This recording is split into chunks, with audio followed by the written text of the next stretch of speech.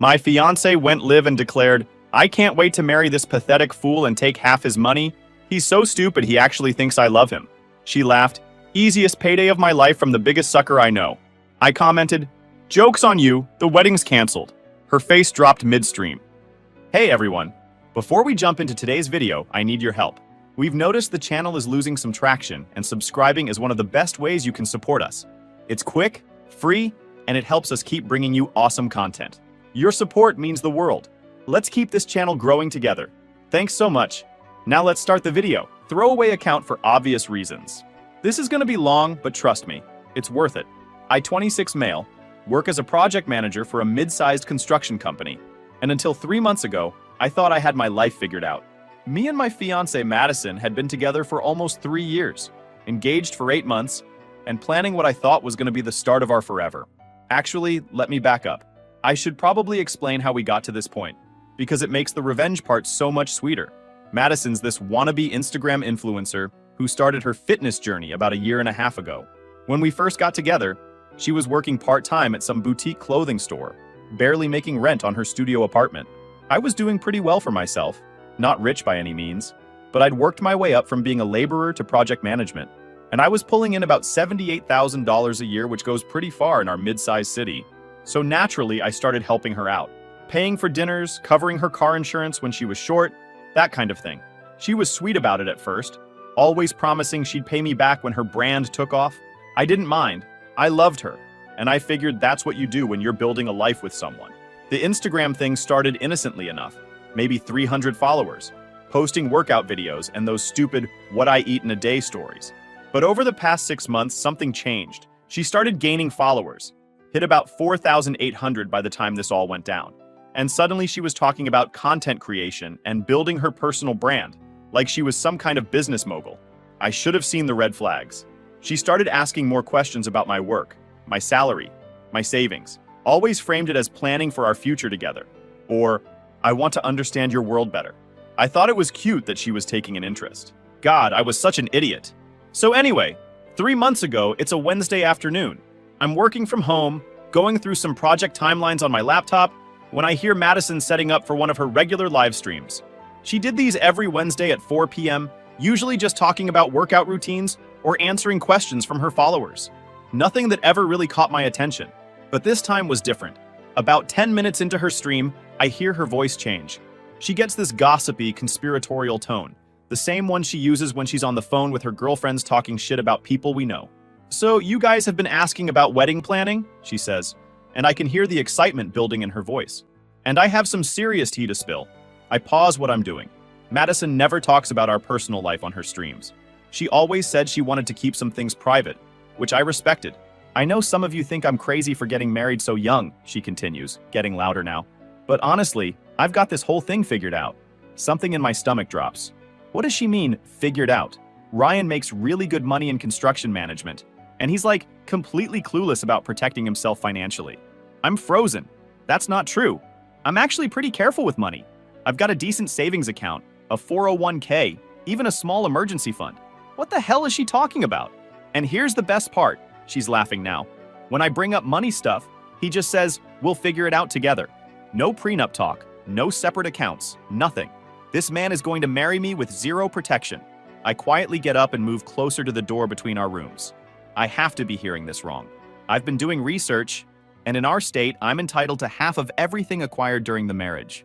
Half his salary, half his savings, half his 401k contributions. She's giggling like this is the funniest joke in the world. My hands are shaking. And you guys don't even know the best part yet. His company is about to land this huge municipal contract. We're talking millions. More overtime, better bonuses, maybe even a promotion for him. She's talking about the downtown revitalization project that my company's been bidding on. I'd mentioned it to her in passing a few weeks ago, but it's not even confirmed yet. How does she know these details? So I just have to stay married for like 3 or 4 years, let him build us a nice little nest egg, and then if things don't work out, she makes this exaggerated shrugging sound. I mean, honestly, I can't wait to marry this fool and take half. I'm standing there in complete shock. The woman I'm planning to spend my life with just called me a fool and laid out her plan to financially destroy me to hundreds of strangers on the internet. I grab my phone and open Instagram, pull up her live stream, and there she is, grinning at the camera while casually describing how she's going to screw me over. The comments are rolling in, some laughing, some asking if it's a joke, a few saying it sounds messed up. With shaking fingers, I type, "Joke's on you, the wedding's canceled." I watch her face change as she reads the comment and sees my name. The color drains completely. Oh no, she whispers, looking directly at the camera. Guys, I think Ryan just saw the stream. More comments flood in. People asking if this is real, if that's really me commenting. Madison's hands are visibly shaking as she tries to read them. Ryan, if you're watching this, I was just joking. It was just content. You know how social media works? But I'm done. I type another comment. Pack your shit. You have 2 hours. She ends the stream immediately, and I hear her running toward our room. Ryan, where are you? When she finds me standing in the hallway, still holding my phone, her face is pure panic. Ryan, thank God. Listen, that stream was just for engagement. I was being dramatic for the algorithm. I just stare at her. Dramatic about planning to steal half my money? It wasn't stealing. I was playing a character. You know how social media works. Controversy gets views? Madison, you researched divorce laws. You knew specific details about asset division. I was just trying to sound convincing. You called me a fool. You had a timeline for how long to stay married. She's crying now, mascara running down her cheeks. Ryan, I love you. I want to marry you because I love you.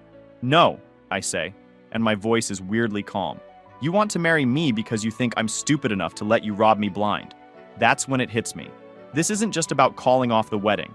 This is about making sure she never gets the chance to do this to anyone else. So Madison's crying and begging, and I'm standing there realizing that everything I thought I knew about our relationship was a lie. But I'm also starting to think clearly for the first time in months. Madison, I want you to leave. Now. Ryan, please, we can work this out. No, we can't. Get your stuff and go. She's sobbing, trying to grab onto my arm. Where am I supposed to go? This is my home too. Your name's not on the lease. You've got 2 hours before I call the cops. She finally leaves, but not before trying every manipulation tactic in the book. Tears, anger, promises to delete the stream, threats to tell everyone how you really are. I don't budge. After she's gone, I sit down with a legal pad and start writing down everything I can remember about our financial relationship over the past 3 years. And that's when I start seeing the bigger picture. The requests for help with rent that happened right after I mentioned getting a raise. The way she'd always suggest expensive restaurants right around the time I got my quarterly bonuses. How she'd bring up her credit card debt whenever I talked about putting money into savings. I start going through my bank statements. In the past year alone, I'd helped her with $1,200 for her car repairs, $800 for her security deposit when she moved in with me, $600 for her new phone, $400 for her gym membership and trainer sessions, $300 for her content creation equipment, plus countless dinners, groceries, and other expenses. We're talking about nearly $4,000 in direct payments, not counting all the stuff I just absorbed as our expenses. And that's just what I could track easily. But here's the thing that really gets me. I start remembering conversations differently now. Like how she'd always steer talk away from her paying me back, or how she'd get upset whenever I mentioned keeping separate accounts after marriage, or how she'd always ask really specific questions about my work projects and salary. I'd thought she was just being supportive. Turns out she was doing market research. The next morning, I'm at work trying to focus on a site inspection when my phone starts blowing up. Apparently, someone screen recorded her live stream before she ended it, and now it's making the rounds on social media. My coworker Jake comes up to me around lunch. Dude, is this really your girl? He shows me his phone. It's a TikTok with the caption, "Why prenups exist," and there's Madison, clear as day, talking about taking half my money. Was my girl, I tell him. We broke up last night. Jake just nods. Good call, man. That's some psycho shit. But I'm not satisfied with just dodging a bullet. I keep thinking about what she said, about researching divorce laws, about having a timeline, about being so confident that I was too stupid to protect myself. She'd been planning this for months, maybe longer. That night, I do some research of my own. I look up divorce laws in our state, asset division, prenups, the whole thing. And I start to understand just how screwed I would have been. In our state, everything acquired during marriage is split 50-50, including income, retirement contributions, even future earning potential in some cases. If we'd stayed married for 5 years and then divorced, she could have walked away with half of everything I'd worked for. But here's what really pisses me off. She was right about the municipal contract. My company had just gotten word that we were the top bidder. It was going to mean serious money for me, potentially pushing me into 6-figure territory within 2 years. She'd been counting on that, banking on it. I'm laying in bed that night, staring at the ceiling, when I realize something. Madison thinks she's so smart. She thinks she played me perfectly, right up until the moment she got caught. But she made one crucial mistake. She underestimated me. I start making a list of everyone who might have seen that live stream. Her followers, obviously, but also the people who shared it, the mutual friends who might have caught wind of it. I think about her parents, her sister, her co-workers at that boutique. Most importantly, I think about her future, her brand, her plans to make it as an influencer. That's when I start to smile for the first time since this whole thing began. See, Madison's whole identity was built around being this sweet, authentic fitness girl who was just trying to inspire people to live their best lives. She had sponsorship deals in the works, was talking to some supplement company about a partnership. Her entire future depended on people seeing her as trustworthy and genuine. And she just revealed to the world that she was a calculating gold digger. I don't want to just end this relationship. I want to make sure she never gets the chance to do this to anyone else. And I want everyone to know exactly who she really is. Time to get to work. So I wake up the next morning with a plan.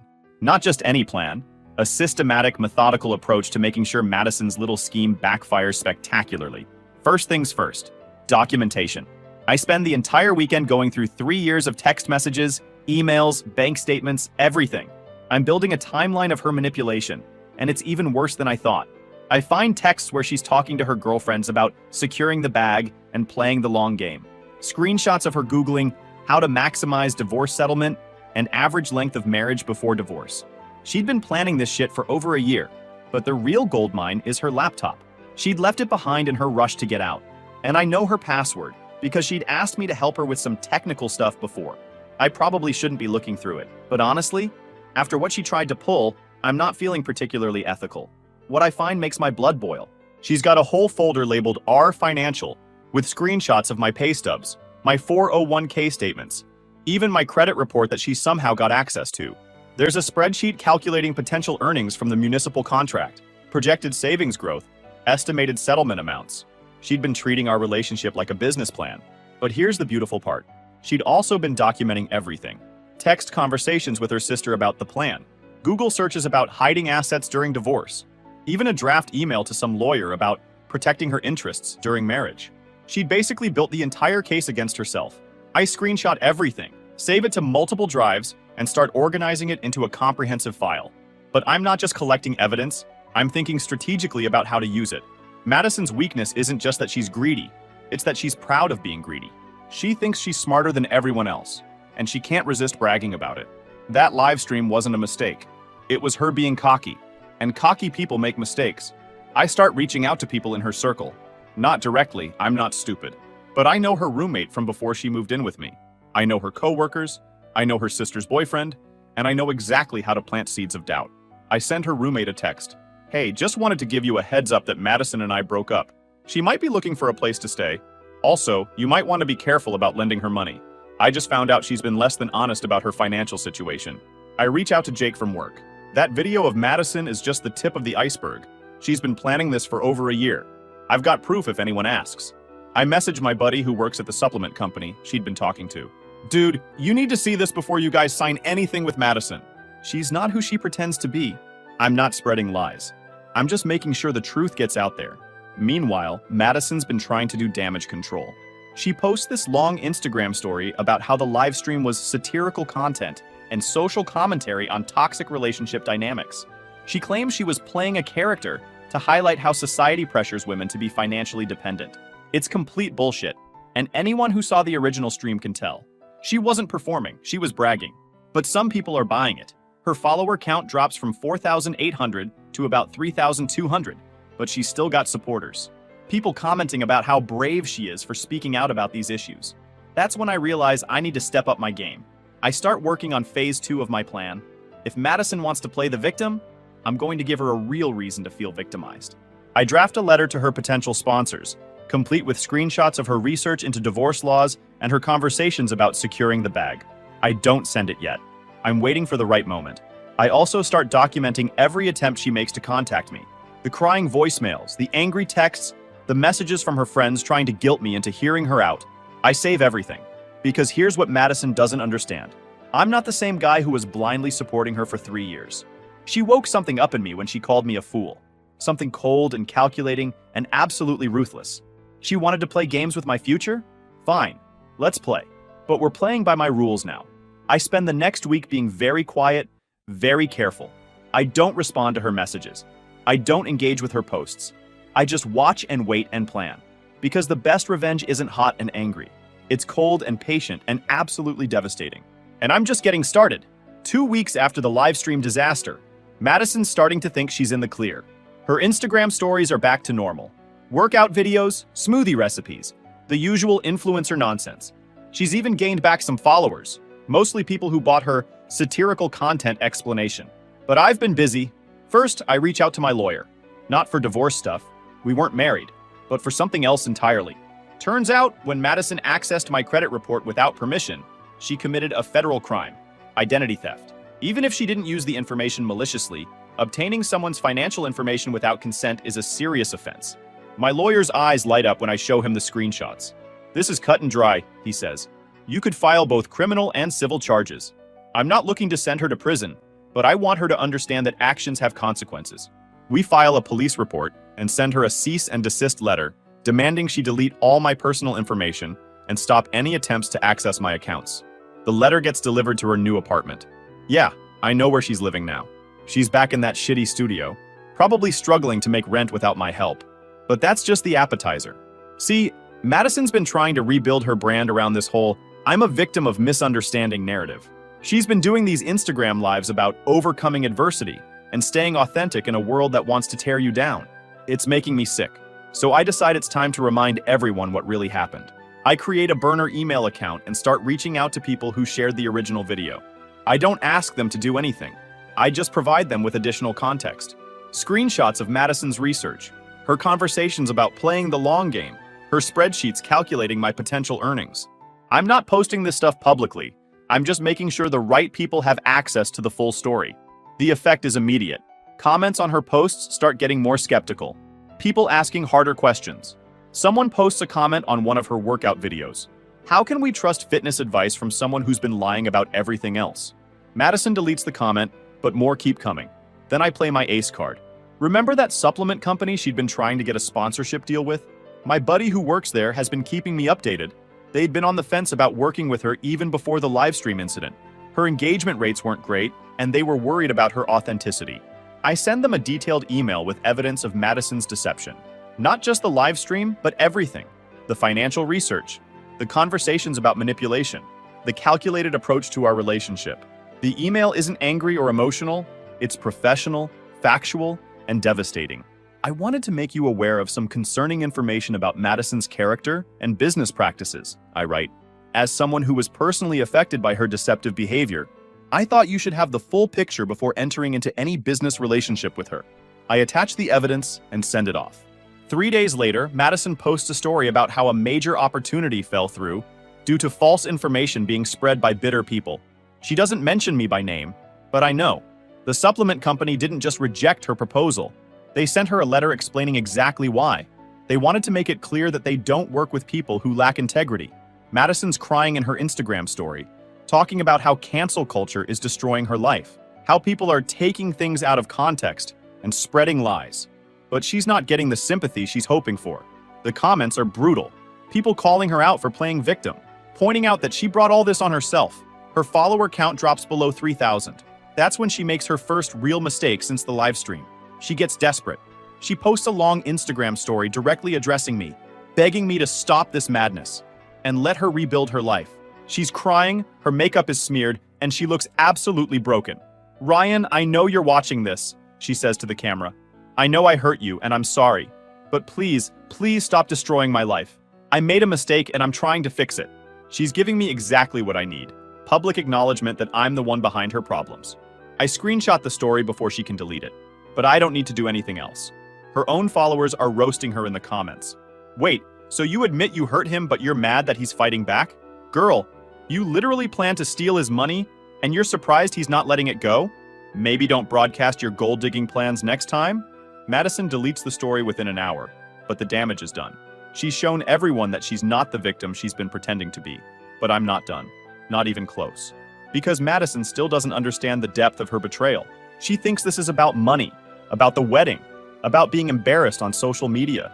She has no idea that this is about something much bigger. This is about justice.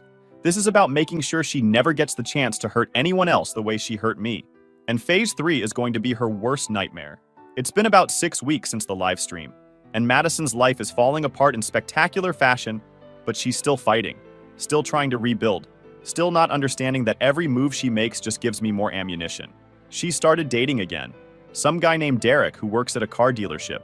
She's posting photos of them together, trying to project this image of moving on and being happy, but I can see the desperation in her eyes. She's looking for her next target, and that's when I realize I need to accelerate my timeline. I've been patient, methodical, letting her mistakes compound, but I can't just sit back and watch her potentially destroy some other guy's life. It's time to go nuclear. I start with her family. Madison's parents are good people who genuinely have no idea what their daughter has become. They'd called me after the live stream to apologize, and I'd been polite but distant. Now I reach out to them directly. Mr. and Mrs. Peterson, I wanted to follow up on our conversation from last month. I've discovered some additional information about Madison's behavior that I think you should be aware of. I meet them at a coffee shop and show them everything. The financial research, the conversations with her friends, the timeline of manipulation. I'm not vindictive about it. I'm sad, disappointed, like a concerned friend rather than an angry ex. Her mother starts crying when she sees the spreadsheet Madison made, calculating my potential earnings. This isn't the daughter we raised, she keeps saying. This isn't who she is. But her father's reaction is different. He's angry, but not at me, at Madison. She's always been entitled, he says quietly, always looking for the easy way out. We thought she was growing out of it, but he trails off, staring at the evidence on the table. What can we do? Her mother asks. How do we fix this? That's when I play my next card. I think Madison needs professional help, I say. This level of manipulation and deception, it's not normal, and I'm worried about what she might do to her next boyfriend. I mention Derek, show them the photos Madison's been posting. I can see them connecting the dots. Their daughter is already moving on, already setting up her next victim. We need to have a family intervention, her father says. This ends now. Perfect. 2 days later, Madison posts a story about having to cancel her weekend plans because of a family emergency. But her friend Emma lets slip in the comments that it's actually an intervention. The next week, Madison's social media presence becomes erratic.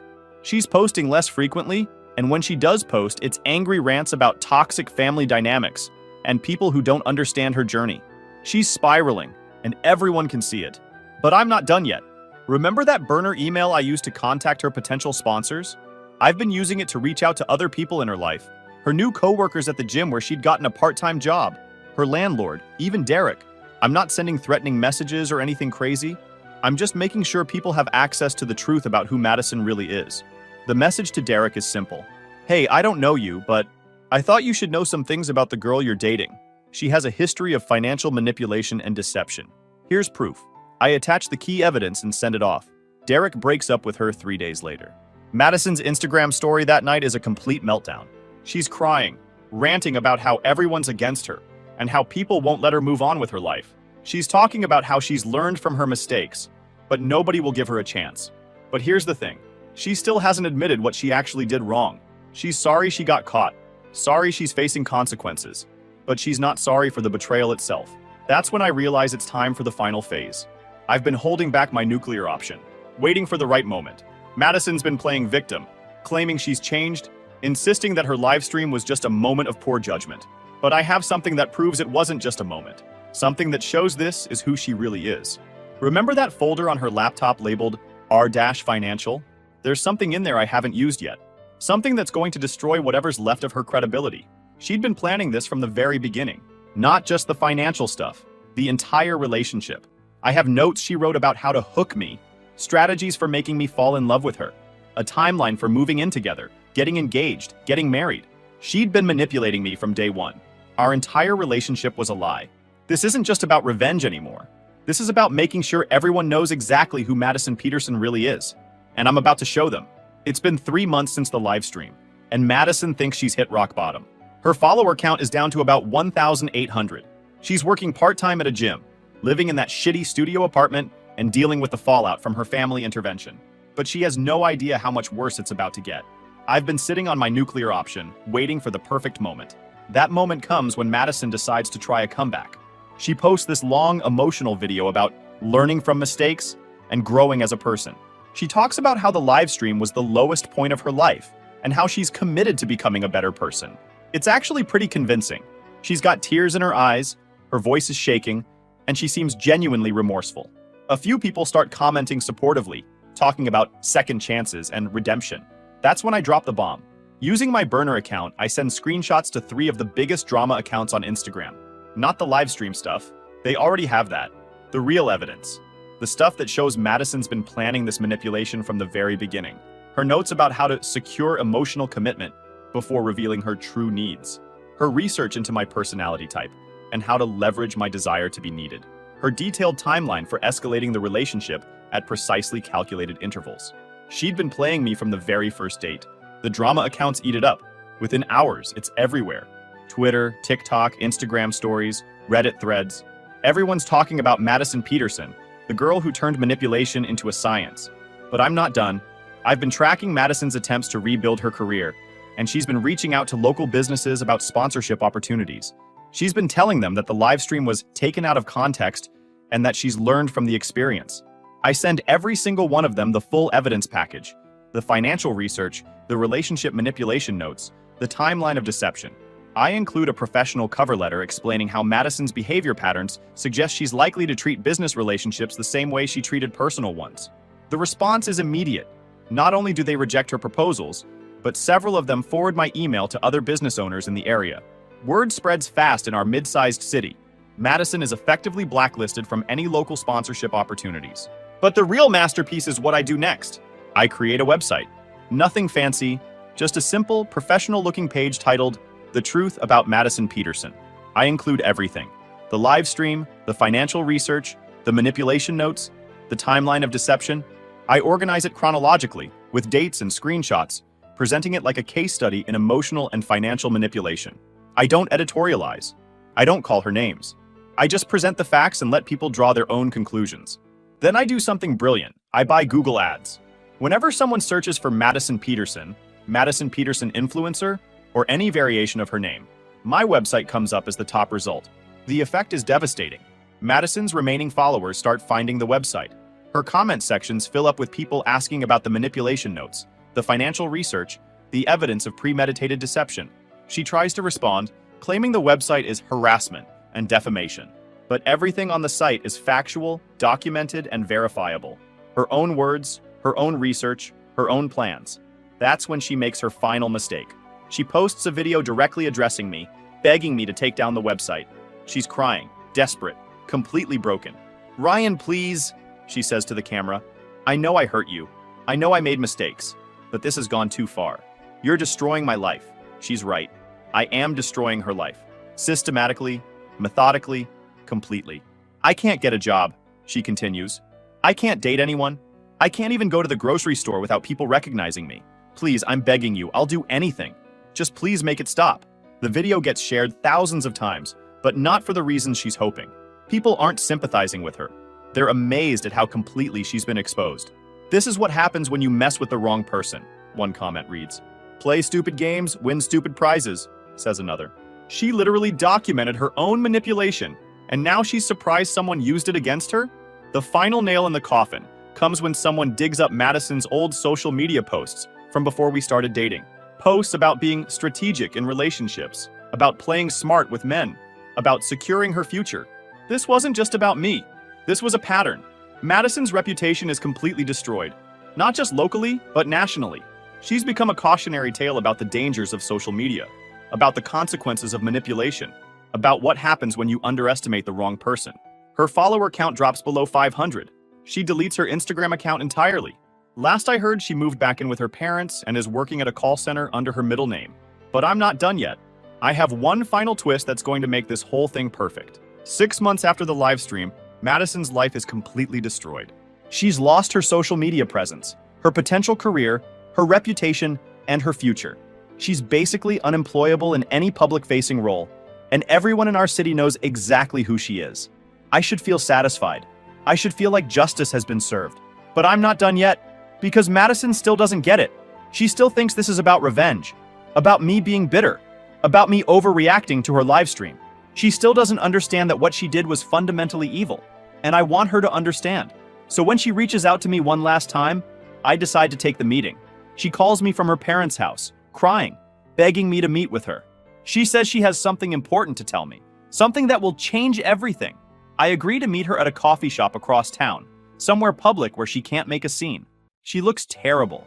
She's lost weight, her hair is a mess, and she's wearing clothes that look like they came from a thrift store. But there's something else in her eyes, a kind of desperate calculation that I recognize. She's still trying to work an angle. "Ryan," she says, sliding into the booth across from me. "Thank you for coming. I know I don't deserve it. I don't say anything. I just wait. I need you to know that I'm pregnant." I almost laugh. "Congratulations. Who's the father?" Her face crumples. "It's yours. From before everything fell apart." I pull out my phone and show her a screenshot of my medical records. "I got tested after we broke up. Clean bill of health and my sperm count is fine. Want to know what else I found out?" She's staring at me, confused. "I also got a DNA test kit. You know, just in case something like this ever came up." I slide a piece of paper across the table. "Turns out you and I aren't genetically compatible for pregnancy. Something about blood types and Rh factors. Basically, any pregnancy between us would have been high risk and likely would have ended in miscarriage." She's turning pale. "So, either you're lying about being pregnant, or you're lying about me being the father. Which is it?" She can't answer. She's trapped, and she knows it. "Here's what's going to happen," I continue. "You're going to stop trying to manipulate me. You're going to stop lying, and you're going to listen while I explain exactly why your life fell apart." She's crying now, but I don't feel any sympathy. Not after everything she put me through. "Madison, do you want to know the real reason I destroyed your life? It wasn't because you hurt my feelings. It wasn't because you embarrassed me on a live stream. It was because you're a predator." She looks up, shocked. "I'm not." "Yes, you are. You researched me like I was a mark. You studied my personality, my finances, my weaknesses. You planned a 3-year manipulation campaign designed to steal my money and destroy my financial future. That's not gold digging. That's systematic emotional and financial abuse." I lean forward. "And the worst part? You were proud of it. You were so proud of how smart you thought you were that you bragged about it to strangers on the internet." She's sobbing now, makeup running down her face. "I never meant for it to go this far. I really did love you." "No, you didn't. Love doesn't plan exit strategies. Love doesn't calculate settlement amounts. Love doesn't research how to maximize financial damage to the person you claim to care about." I pull out a folder I'd brought with me. "Do you want to know what convinced me to go nuclear on your life? It wasn't the live stream. It was this." I slide a printed screenshot across the table. It's from her notes on my laptop, but this one she'd hidden in a different folder. A document titled "Backup Plans." Her face goes white as she reads it. "That's right, Madison. Your plan for what to do if I ever found out about your scheme. Option A, convince me it was all a misunderstanding. Option B, claim I was financially abusive and that you were protecting yourself. Option C, get pregnant to trap me into marriage." She can't even speak now. "You had contingency plans for getting caught. You'd thought through every possible scenario except one, that I might be smarter than you gave me credit for."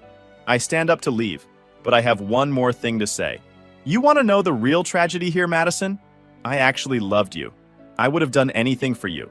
If you'd just been honest, if you just treated me like a partner instead of a target, we could have built something real together." She's reaching for my hand, but I pull it away. "Instead, you chose to see me as a fool to be exploited, and now you get to live with the consequences of that choice for the rest of your life." I start walking away, but she calls after me. "Ryan, wait! I can change. I can be better." I turn back one last time. "Madison, you had 3 years to be better. You chose to be worse. And now every time you think about trying to manipulate someone else, you'll remember what happened when you tried to manipulate me." I leave her sitting there, crying into her hands, finally understanding the full scope of what she'd lost.